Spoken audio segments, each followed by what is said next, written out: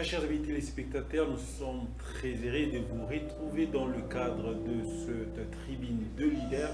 Nous avons une particularité pour ce numéro, nous n'allons pas recevoir notre invité permanent, je vous rappelle le bishop Ejiba Yamabia, mais cette fois-ci nous allons recevoir au cours de cette tribune un prophète. Avec lui nous allons parler d'abord du rôle d'un prophète au sein d'une église corps de Christ. Nous allons également évoquer le don de la prophétie ainsi que le ministère prophétique. C'est bien sûr avec le prophète Eugène Ejiba. C'est avec lui que nous allons procéder à cette grande tribune de leaders. Mais bien avant que nous puissions rentrer dans le vif de notre émission, nous lui donnons l'occasion de pouvoir saluer tous les téléspectateurs qui nous suivent en ce net moment. Oui, bonsoir chers tous, ça dépend de l'heure à laquelle vous nous suivez. Et je suis le prophète Eugène Ejiba et je suis prophète à l'église pentecôtiste des secouristes au quartier général dirigé par notre papa, l'évêque Ejiba Yamapia. Merci beaucoup, prophète Eugène Ejiba. Nous sommes très heureux de vous recevoir pour la toute première fois au cours de cette tribune des leaders. Nous voulons dans l'entrejeu avoir une plus grande idée sur votre personne, comment est-ce que vous êtes entré dans l'œuvre de Dieu, quel a été votre cursus, et vous présenter davantage et présenter l'œuvre que vous êtes en train d'entreprendre au sein de l'Église, afin que nos téléspectateurs vous découvrent davantage, parce que c'est pour la toute première fois que nous puissions vous recevons dans cette tribune de leaders. Oui, comme je l'ai dit, mon nom, je suis Eugène Ejiba, je suis prophète de ministère et je suis aussi évangéliste ici à l'église pentecôtiste et sécuriste. J'ai accepté mon appel, c'était en 2011 que j'ai accepté mon appel en totalité. Mais premièrement, avant même l'appel, je devais d'abord passer par un processus. Ce processus qui veut dire, j'ai été enseigné, j'ai reçu des affermissements ici à l'église pentecôtiste et sécuriste en 2003. Et c'était par là que j'ai aussi reçu Jésus-Christ comme Seigneur et Sauveur. J'ai été baptisé au nom du Père, du Fils et du Saint-Esprit. En parlant du ministère prophétique, pour moi personnellement, je me rappelle le jour où notre papa, l'évêque Ejiba Yamapia, m'a présenté devant l'église comme un appelé au ministère. Il y a l'un des pasteurs des extensions de notre église qui a eu à témoigner pour dire que ce qu'ils sont en train de vivre aujourd'hui, ça a déjà été révélé, annoncé plusieurs années passées. En témoignant, il a dit qu'en 1995, lorsqu'il y avait culte, notre papa, l'évêque Ejiba Yamapia, il a eu à prophétiser en disant que celui-ci était un serviteur de Dieu et prophète. Dieu l'a appelé au ministère. Et en ce moment-là, même pour la première fois, j'ai parlé en langue, j'étais très petit. Donc ce qui veut dire, je ne suis pas juste prophète parce que j'ai reçu un rêve, je me suis réveillé et j'ai dit que je suis prophète. Non, j'ai tout un processus par lequel je suis passé ou j'ai traversé. Merci beaucoup, prophète Eugène Ejiba, pour de plus amples explications. Votre entrée dans le ministère, ça fait combien de temps que vous êtes déjà dans le ministère? Comment est-ce que vous évoluez? Vous évoluez toujours au sein de l'EPS ou vous êtes en dehors de la communauté? Et quel est le rôle que vous êtes en train de jouer au sein même de la communauté où vous êtes en train d'évoluer en tant que serviteur de Dieu d'abord? Oui, comme je l'ai dit, j'ai accepté mon appel en 2011. Je me rappelle, c'était à l'université en Virginie, c'était à University of Virginia College at Wise, en Virginie, au sud de la Virginie. Un jour, je dormais et j'ai reçu dans un rêve par une chanson où on me disait que ce qui est écrit est écrit. Et en me réveillant, j'entends clairement une voix audible qui me dit que tu es un appelé dans le ministère prophétique. Et en ce moment, je ne pouvais pas juste m'élever pour commencer le ministère. J'ai parlé à mon père spirituel, notre papa, l'évêque Ejiba Yamapia. Lui, comme étant leader, expérimenté, qu'est-ce qu'il a fait? Il m'a dit, prenons le temps de prier et voyons comment les choses vont se passer. Et pendant ce temps, il était seulement en train de m'observer. Il a eu un observé de 2011 jusqu'en 2015. C'est juste en 2015 qu'il m'a permis pour dire maintenant tu peux parler de la bonne nouvelle, tu peux prêcher à l'église. Et c'est par là que mon ministère, beaucoup plus de gens m'ont découvert en 2015. Mais tandis que je n'ai pas commencé en 2015. Il y a eu un moment où j'étais d'abord dans les secrets, caché, en train d'apprendre. Et une chose qu'il a eu à me dire, que c'est vrai que je suis appelé au ministère, je ne dois pas juste rester comme ça. Parce que moi, personnellement, je suis licencié en criminologie aux États-Unis et je suis maître en comportement profilé aux États-Unis. Alors il m'a dit que je ne dois pas m'arrêter là, je dois aussi recevoir une formation en ce qui concerne l'Église et l'appel.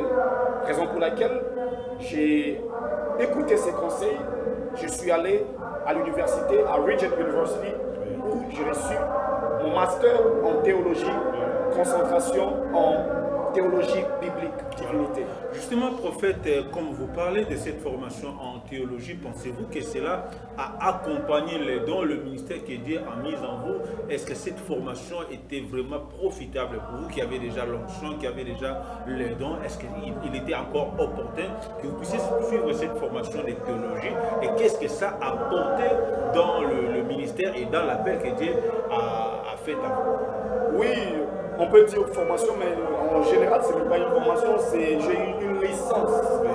Non, je vais dire un master, c'est ça, un master en anglais. J'ai eu un master en théologie, on dit master en divinité et concentration en théologie biblique. Cela a pu m'aiguiser encore une fois, parce que lorsque j'ai reçu mon appel, je goûte des prédications, je peux prêcher, je peux interpréter la Bible, comprendre les Écritures, mais en allant à l'université pour comprendre mieux les Écritures, ça m'a aidé à avoir une vie longue dans le ministère. Vous savez, depuis 2015 jusqu'à aujourd'hui, ça ne se fait pas un an, ça fait pratiquement 7 ans. Et pour faire 7 ans comme ça, rester tout droit dans les Écritures, hors des hérésies, la formation, l'étude est très nécessaire. Parce que vous savez, nous tous, nous venons des familles différentes. Et quelqu'un qui vient d'une famille quelconque, en recevant son appel, quand il vient exercer son appel, il risque d'amener même certaines éducations mauvaises de sa famille ou bien de son avenir. Mais tandis que lorsque nous apprenons des choses qui ont trait à la théologie à l'école, on nous apprend comment rester crédible et comment rester dans l'éthique et aussi avancer sans hérésie. Ce que je peux dire, c'est qui m'a aidé en apprenant, en recevant ces masters en théologie. Ce qui m'a aidé, c'est un peu ça, et aussi la compréhension facile des Écritures, comment mélanger, comment comparer les Écritures qu'il y a anciens et nouveaux, et le mettre en accord avec le monde d'aujourd'hui. Voilà. Évidemment, prophète, la République démocratique du Congo, Kinshasa, ne vous est pas du tout familier. Vous avez beaucoup plus évolué à l'extérieur. Mais aujourd'hui, où vous voulez maintenant affronter la population quinoise et congolaise, comment est-ce que ça se passe? Est-ce que vous êtes directement adopté en tant que prophète, ou il y a encore des difficultés? Il y a ceux-là qui ne croient pas vous, ou ça se passe très bien? Et évidemment, qu'est-ce qui vous aide dans cet exercice où vous devez directement affronter la population congolaise, qui est d'ailleurs une population beaucoup plus compliquée? Oui. La question est très bien posée. Vous savez, même Dieu, lui qui nous a tous créés, il y a toujours des humains, il y a certains qui disent qu'ils sont des athées, donc ils ne croient pas à l'existence de Dieu. Donc ce qui veut dire, oui, mon ministère, je l'ai commencé aux États-Unis. J'ai commencé là-bas, je l'ai fait aux États-Unis, j'ai eu à faire des campagnes prophétiques et évangéliques en Belgique et en France. Mais ici au Congo, je peux dire que c'est un peu nouveau pour moi de voir ce qui se passe ici, en bon et en mauvais. Alors, qu'est-ce que je dois faire? Je dois juste m'adapter en ce qui est bien et rester dans l'éthique et donner mon message en restant aussi dans le message et dans les Écritures. Ce que je peux dire, oui, il y a ceux-là qui ne croient pas, mais il y a aussi un grand nombre de gens qui croient. Donc, pourquoi se focaliser seulement dans la négativité tandis que nous avons une majorité de personnes qui croient en nous? Bien sûr, on va prier, demander à Dieu, par l'aide du Saint-Esprit, de toucher le cœur de ceux-là qui ne croient pas, afin qu'ils puissent croire dans l'œuvre que Dieu nous a donnée, pour les attirer aussi vers le Seigneur, afin d'hériter le royaume des cieux. Voilà un peu. Merci beaucoup, prophète. Vous êtes théologien des formations et des carrières. Nous voulons que vous puissiez aider nos téléspectateurs qui n'arrivent pas à dissocier ces deux concepts, le ministère prophétique et les dons prophétiques. Il y a un peu de chambardement, il y a un peu de complications où la population, les enfants de Dieu ne savent pas dissocier ces deux concepts. Vous, en tant que théologien, comment pouvez-vous donner des explications sur ces deux concepts importants, le ministère prophétique et les dons de la prophétie? Oui, vous savez, avec cela, je peux donner un exemple. Dans l'exemple, je vais donner l'exemple des arts martiaux. Voilà. Dans les arts martiaux, vous allez découvrir avec moi ce que ces gens pratiquent dans leur sport. Il y a certains mouvements que nous aussi physiquement, que, par exemple, si vous n'êtes pas des arts martiaux, il y a certains mouvements quand vous regardez, vous dites que moi aussi je fais ces mouvements. Voilà. Donc cela veut dire qu'il y a quand même un don ou bien un talent quelque part en ce qui concerne un peu des choses qui attirent aux arts martiaux. Mais cela ne veut pas dire que vous allez devenir maître des arts martiaux parce que vous avez le don de bouger un peu comme les gens des arts martiaux. Alors avec ça, je vais me référer avec la Bible. Vous savez, dans la Bible, dans le livre de 1 Corinthiens, chapitre 12, la Bible dit ceci. À un autre, le don d'opérer des miracles. À un autre, la prophétie. À un autre, le discernement des esprits. À un autre, diverses sortes de langues. Et à un autre, l'interprétation des langues. Un seul et même esprit opère toutes ces choses. Là, nous sommes dans les dons. Je vais aussi lire dans le livre de Éphésiens, chapitre 4, verset 11. La Bible dit ceci. C'est lui qui a donné les uns comme apôtres, les autres comme prophètes, les autres comme évangélistes, les autres comme pasteurs et docteurs pour le perfectionnement des saints. Alors, avec le don, c'est une chose que Dieu a mis en nous afin d'aider les autres ou bien de s'aider soi-même. Là, c'est le don. La Bible dit dans le livre de Joël, et ce passage est même répété dans le livre des Actes des Apôtres, en ces derniers temps, je répandrai de mon esprit sur toute chair. Vos fils et vos filles prophétiseront. Donc, ce qui veut dire, le don peut être donné à tous, mais le ministère n'est pas donné à tous.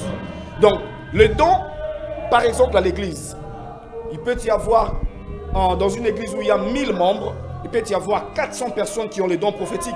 Cela ne veut pas dire que tous sont des prophètes. Mais tandis qu'à l'église, nous pouvons avoir parmi les 1000 membres, il y a 3 prophètes. Donc le prophète est là pour l'édification des saints à l'église. Donc le perfectionnement des saints à l'église. Le perfectionner afin d'attendre avec joie un jour le retour du Christ.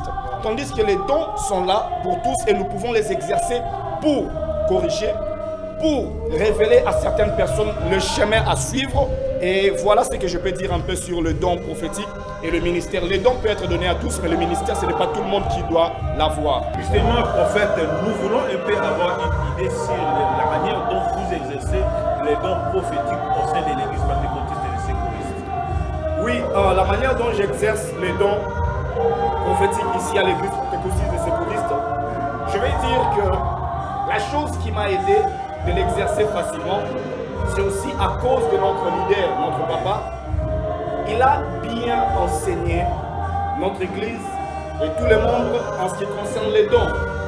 Alors lorsqu'on a déjà enseigné sur les dons, même s'il y a des dérapages à gauche ou à droite, comme les gens sont enseignés, ils vont prendre, comme il est écrit dans le livre des 1 Thessaloniciens chapitre 5, il est écrit que en ce qui concerne la prophétie, prenez ce qui est bien. Voilà. Donc ce qui veut dire, ça m'a d'une manière ou d'une autre facilité la tâche. Bien que, comme je me rappelle quelques années passées lorsque je suis arrivé, comme c'était la première fois que certains puissent me voir exercer dans ce ministère, il y avait quand même des doutes. Raison pour laquelle nous donnons la place à la prière avant d'exercer les dons devant une personne, avant de travailler dans son don devant même toute l'église. Qu'est-ce que je dois faire? Je dois parler, prier, demander au Saint-Esprit de donner la foi aux gens qui vont écouter et à moi-même aussi de me donner la foi pour croire que ce qu'il me dit, c'est ce qui est vraiment vrai et ça vient de lui. Donc, dans l'exercice de ces dons ici à l'église, je dépends totalement du Saint-Esprit et je dépends de la prière Parce que sans la prière, je ne pense pas qu'une personne recevra facilement l'inspiration divine. Parce que la prophétie est un message que Dieu donne à son serviteur à travers une inspiration.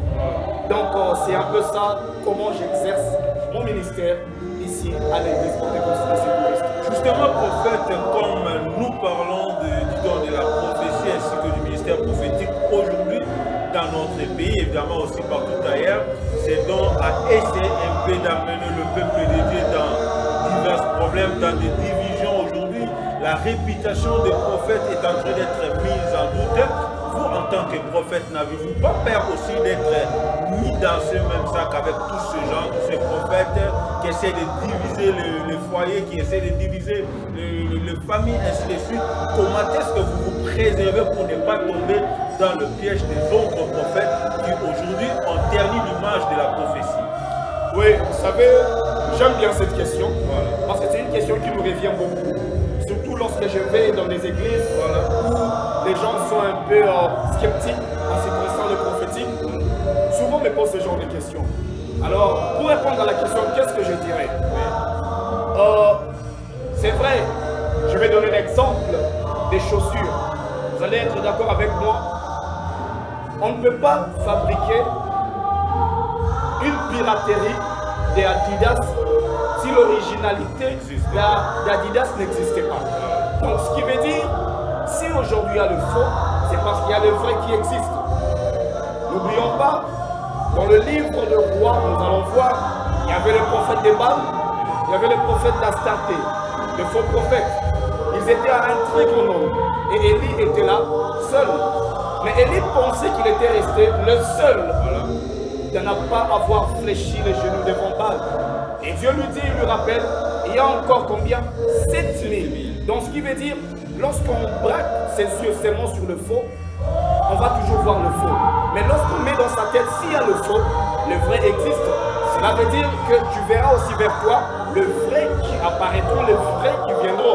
Et dans ces cas, ce que je peux dire, vous allez être d'accord avec moi ici. Dans la Bible, on nous parle, dans le livre de 1 Corinthiens chapitre 12, la Bible nous parle des discernements des esprits. Ce qui veut dire, nous demandons à l'Église de prier et demander à Dieu, au Saint-Esprit, de mettre en eux le discernement des esprits. Pourquoi? Parce que vous savez, même un faux prophète peut vous donner un vrai message.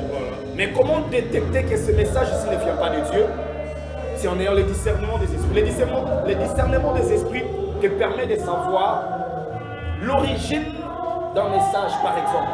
Est-ce que ceci vient de Dieu? Ceci, c'est la chair qui travaille, ou bien ceci vient du diable? Donc c'est ce que je peux nous dire aujourd'hui. Oui, le faux existe, mais le vrai aussi existe. C'est ce qui fait que je ne puisse pas être stressé ni frustré lorsque je vois des dérapages. Je dis simplement, dans chaque mouvement, il y a toujours eu des dérapages. Mais qu'est-ce qu'il faut faire? Il faut rester sous les pieds de son leader, être encadré, et vous allez voir comment les choses vont s'améliorer. Voilà. Comment les choses vont s'améliorer. Vous évoluez sous un leadership d'un grand homme de Dieu. Nous avons cité le bishop Ejiba Yamapia. Pouvez-vous nous dire que cela vous a quand même aidé dans l'exercice de votre ministère? Si vous avez aussi certains exemples, certaines reproches, certaines remarques qu'il a mis à votre disposition et ça boostait un peu votre ministère. Oui, notre papa, l'évêque Ejiba Yamapia, oui, c'est un pasteur, mais il ne faut pas oublier qu'il est aussi prophète. Parce qu'à chaque fois, quand je rencontre les gens qui le connaissaient depuis les années 80, ils me disent que non, celui-là est un prophète. Donc ce qui veut dire, lui, comme étant d'abord prophète, il a eu à m'encadrer, il a eu à me donner des conseils pratiques qui m'ont aidé de rester sur une ligne droite en se référant aux Écritures. Et ce que je peux aussi rajouter dans ce qu'il a mis en moi, c'est quoi? Un jour, je me rappelle, il me donne un exemple du prophète Balaam dans l'Ancien Testament. Balaam, il parlait, il donnait des messages qui étaient vrais. Mais à cause de l'argent, à cause des mauvaises motivations, Balaam est parti dans un autre camp. Donc, voilà. Donc, ce qui veut dire que lorsque la motivation n'est plus de servir Dieu, lorsque la motivation n'est plus de donner le message afin d'apporter un changement dans l'église ou bien dans la vie d'une personne, la motivation devient l'argent, la motivation devient être connu de tous, la motivation devient que oui, que tout le monde sache que je suis prophète. C'est par là qu'on peut facilement déraper. Il m'a enseigné sur ça et c'est ce qui m'a aidé aussi à rester dans la ligne droite. Et surtout, il m'a toujours dit que dans la Bible, lorsqu'on parle, premièrement, on dit au commencement était la parole. La parole était avec Dieu et la parole était Dieu. Oui, nous pouvons prophétiser, mais si nous restons beaucoup plus concentrés, avoir une fondement dans la parole, il y a certaines choses que nous n'allons pas faire. Pourquoi? Parce que nous dépendons seulement de la parole. Beaucoup de gens aujourd'hui, lorsqu'ils s'élèvent, prophètes, ils veulent seulement prophétiser. Mais tandis que la prophétie, c'est aussi la parole de Dieu. Enseigne, parle de la parole et il y aura une personne et la masse même qui sera touchée. Parce que lorsqu'on prophétise seulement pour une personne, c'est juste une personne qui est édifiée et les autres peuvent avoir la foi, oui, Dieu parle. Mais lorsqu'on parle, on prêche la bonne nouvelle, c'est tout le monde qui est enseigné. Donc il m'a aidé à comprendre l'importance de la parole de Dieu et ne pas le mettre de côté. Pourquoi? Parce que j'attends seulement de prophétiser. Voilà. Nous avançons lentement, mais sûrement vers la fin de notre tribune d'aujourd'hui. Vous évoluez au sein de l'église pentecôtiste des secouristes, mais vous avez un ministère qui peut édifier l'église corps de Christ. Aujourd'hui, nous pouvons penser que le prophète Eugène Ejiba peut mettre à profit ce que Dieu a mis à lui pour l'édification de l'église corps de Christ, ou c'est juste quelque chose qui doit rester au niveau de l'église pentecôtiste des secouristes? En fait, le ministère que nous avons, en se référant aux Saintes Écritures, c'est écrit, c'est pour le perfectionnement des saints. Ce n'est pas seulement pour le perfectionnement d'une équipe quelconque, ou bien seulement d'une seule église. C'est pour le perfectionnement de l'église corps du Christ. Donc, ce qui veut dire, je vais vous donner plusieurs exemples. Nous recevons des invitations. En l'occurrence, je me rappelle en 2017, j'ai reçu l'invitation pour aller prêcher un séminaire d'une semaine à Montréal, à l'église Mangembo. Et à plusieurs reprises, j'ai été invité en Belgique pour prêcher à l'église Fête de l'Éternel. Donc, nous ne sommes pas seulement prophètes, seulement pour prêcher chez nous, mais nous croyons aussi que ce que nous avons peut édifier et aider, bâtir la vie de plusieurs personnes à l'extérieur, raison pour laquelle nous restons toujours avec un esprit ouvert, bien sûr, avec l'approbation du Saint-Esprit. Parce qu'aller à un endroit sans que le Saint-Esprit t'envoie, il y aura un échec. Donc c'est ce que je peux dire, que nous sommes là pour toute l'église corps du Christ par l'approbation du Saint-Esprit, bien sûr. Également, prophète, vous évoluez au sein de l'église pentecôtiste de secouristes. Je pense que là aussi, il ne peut pas y avoir de programme pendant ce temps. Qu'est-ce qui est prévu? Peut-être que vous avez aussi un programme particulier.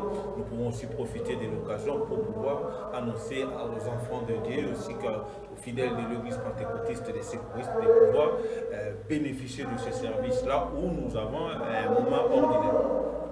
Oui, nous sommes l'église pentecôtiste et sécuriste. Nous avons culte chaque mardi et jeudi, de 17h à 19h. Et puis nous avons notre culte aussi dimanche, de 8h à 10h30. Et ici à l'église, on nous a conféré un programme dans lequel je dirige. C'est un programme qui a comme thème, ou bien qui a comme idée principale, culte charismatique. Donc notre culte charismatique, c'est chaque dernier samedi du mois, de 8h à midi. Pendant ce genre de moments, nous avons beaucoup plus de temps dans la prière. Nous poussons les gens dans la prière, nous enseignons sur la prière, nous montrons aux gens l'importance de la prière dans la vie d'un enfant de Dieu. Et avec cela, comme vous comprenez, charismatique, nous exerçons aussi les dons. Donc j'aimerais inviter chacun d'entre nous, en l'occurrence cette semaine déjà, c'est le dernier samedi du mois, nous avons notre culte charismatique à 8h. Et le thème c'est « Pas d'enterrement avant mon temps ». Nous sommes sur Wenge, numéro 18, dans le quartier Rigini, dans la commune de Lemba, à Kinshasa, bien sûr, République démocratique du Congo. Voilà. Et nous voulons avoir une idée sur l'orateur qui va intervenir pour ce culte-là. Ça sera bien sûr le prophète Ejiba, mais pouvez-vous nous donner beaucoup plus de particularités sur cette journée? s'il y a des gens qui peuvent se déplacer, qu'est-ce qu'ils peuvent attendre de cette journée? Évidemment, c'est la fin du mois de mars, mois dédié aux mamans. Vous avez peut-être aussi un message particulier à toutes les femmes de la ville de Kinshasa et pourquoi pas de la République démocratique du Congo qui aimeraient aussi se déplacer pour ce grand rendez-vous du samedi fin du mois de mars. Oui, le culte charismatique de ce samedi, l'orateur, c'est moi-même le prophète Eugène Ejiba. Et le thème, c'est pas d'enterrement avant mon temps. Vous savez, avec ce qui se passe actuellement, avec la pandémie, avec des guerres à gauche et à droite, avec la crise, le peuple se sent comme s'il est emprisonné. Il y a aussi les esprits méchants, les démons qui sont sortis pour arracher la vie des gens.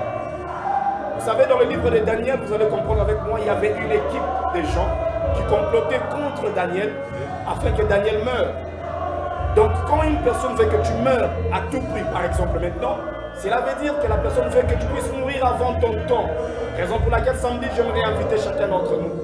Venir prier, adresse des prières et des requêtes à Dieu pour dire à Dieu, Seigneur, bien sûr que je suis dans un monde de méchants, les gens ne m'aiment pas. Il y a certaines personnes qui sont jaloux de moi et ils ne veulent pas me voir vivre. Alors moi, je ne dépends pas du calendrier d'un homme, je dépends du calendrier de Dieu. Et pour cela, Seigneur, non, je ne mourrai pas, je vivrai et je raconterai le merveille de l'Éternel. J'aimerais inciter, j'aimerais inviter, j'aimerais appeler une personne de venir samedi et tu ne seras pas déçu. Ça ne sera pas parce qu'on va prophétiser, ça ne sera pas parce que moi je vais parler, mais ça sera parce que le Saint-Esprit sera au rendez-vous et il va changer la vie d'une personne au nom puissant de Jésus-Christ de Nazareth. Merci beaucoup. Le rendez-vous est donc pris le samedi, le tout dernier samedi du mois de mars, sur Wingé, dans la commune de Lemba, quartier Rigini, au quartier général de l'église pentecôtiste des secouristes. C'est bien sûr le prophète Eugène qui vous fixe ce grand rendez-vous en complicité avec le Saint-Esprit. Ça sera peut-être ton jour pour pouvoir prolonger ta vie et écourter le temps d'enterrement qui est prévu dans le monde de ténèbres. Plutôt, prophète, nous sommes pratiquement arrivés à la fin de notre tribune. Vous avez peut-être un tout dernier mot avant que nous puissions nous séparer pour cette tribune.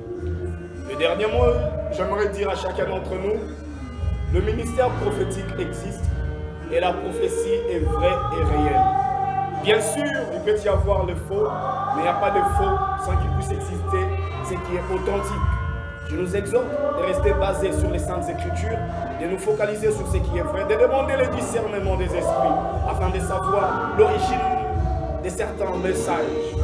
Et je ne manquerai pas de dire merci à notre Seigneur Jésus-Christ de nous avoir donné ce moment de parler au peuple, d'annoncer ce qui est vrai, d'annoncer l'importance de la prophétie et l'importance de la parole de Dieu. Et je dis merci et des dédicaces à notre papa, le fait que Ejiba Yamapia. Je m'en vais aussi faire des dédicaces à ma femme, tendre épouse, Jemima Ejiba, et à mon fils Elijah Ejiba Yamapia, ainsi qu'à ma mère, à mon Christine, et à toutes mes sœurs, toutes les Ejiba. Que Dieu vous bénisse abondamment et à toute la famille de l'église pentecôtiste des secouristes.